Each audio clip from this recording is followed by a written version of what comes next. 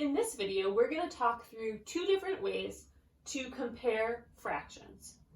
We're going to start with two positive fractions and move on to two negative fractions.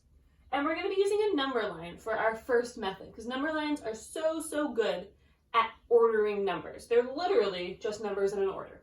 So if we can place the fractions correctly on the number line, we will know easily which one's bigger. So this number line starts at -1. There's a 0 and it goes to +1. Let's look at the first question. It says, which is bigger, 2/5 or 1/4?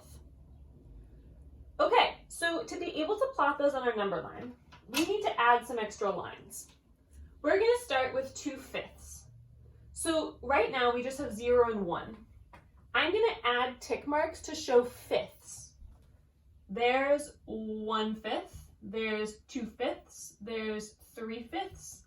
I did not do a very good job. Let me try again. Not evenly spaced. There's 1/5, there's 2/5, there's 3/5, there's 4/5, and there's 5/5, which is the same as 1. For this method to work, you have to be pretty good at making these evenly spaced. So 2/5 lives right here. 1/5, 2/5. Now, where's a quarter? Well, quarters are a lot easier to space out because you can start by going exactly in the middle. There's half. So there's 1/4 and there's 3/4.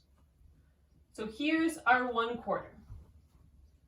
Okay, a quarter is here, 2/5 is here. So which one is bigger? 2/5 is bigger because it's further to the right on the number line.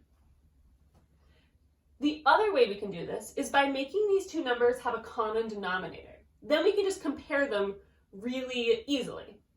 So remember, common denominator is we can find by finding multiples of the bigger denominator, so 5, 10, 15, 20, and figuring out which of these multiples the smaller denominator fits into evenly.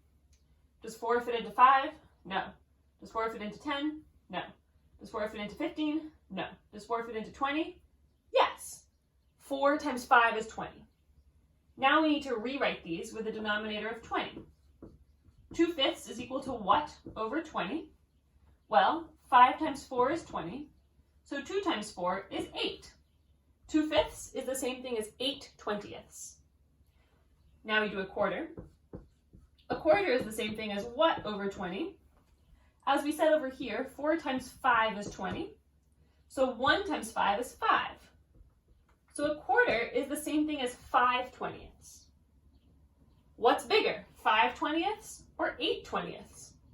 8/20 is obviously bigger because it's 3/20 more. So 2/5, which is the same thing as 8/20, is bigger. So that's two ways to think about that one. The second one, which is bigger, -2/3 or -7/10.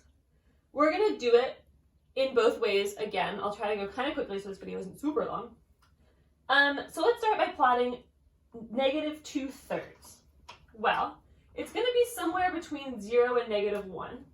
And we need to split this up into thirds. There's -1/3 and there's -2/3. So -2/3 is our number. Now we need to plot -7/10. So I have to split this up into 10 pieces, which is a little bit harder, but I can do it. Let's see, there's the middle, so, okay. So -1/5, -2/5, -1/10, -2/10, -3/10, -4/10, -5/10, -6/10, -7/10, -8/10, -9/10. So -7/10 is there. You can see they're really close to each other, but -2/5 is a little closer to the right. -7/10 is here, -2/5 is here. So -2/5 is the bigger number. It is bigger. Let's do the common denominator thing again. I'm not going to go through how to find them right now, but I will tell you that the common denominator here is 30. -2/5 is the same thing as -20/30. And -7/10 is the same thing as -21/30. -20/30, -21/30. On a number line, remember that -21 is actually smaller.